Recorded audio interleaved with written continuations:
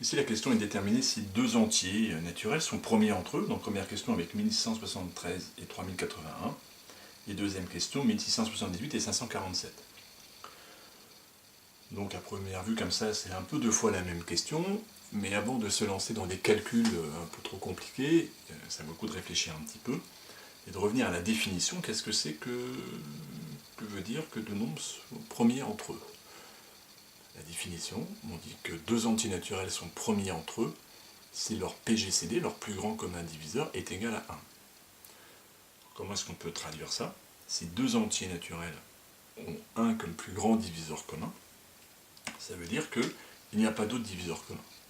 Il n'y a que 1 en fait comme diviseur commun.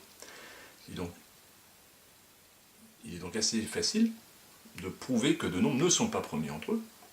C'est qu'il suffit de trouver un autre diviseur que 1, qui soit diviseur et à l'un et à l'autre. Donc, avant de se lancer dans des grands calculs et dans l'algorithme d'Euclide, pour chacune des deux questions, ça vaut le coup de tester ce qu'on a vu en cinquième, qui sont des critères de divisibilité, à savoir, est-ce qu'il n'existerait pas des diviseurs communs au premier et au deuxième entier naturel, autre que 1, auquel cas, c'est pas la peine de déterminer le PGCD, on sait qu'il ne sera pas égal à 1. Si on prend un exemple tout bête, si on me demandait si 24 et 36, s'ils sont premiers entre eux, par exemple, eh bien, est-ce que 24 et 36 peuvent être premiers entre eux? Ce n'est même pas la peine d'aller très loin. On sait qu'ils sont tous les deux divisés par 2, par 3, par 12, peu importe. Ils ont beaucoup de diviseurs communs, autres que 1. Donc nécessairement, leur plus grand diviseur commun ne peut pas être 1. Donc 24 et 36 ne sont pas des nombres premiers entre eux, c'est sûr.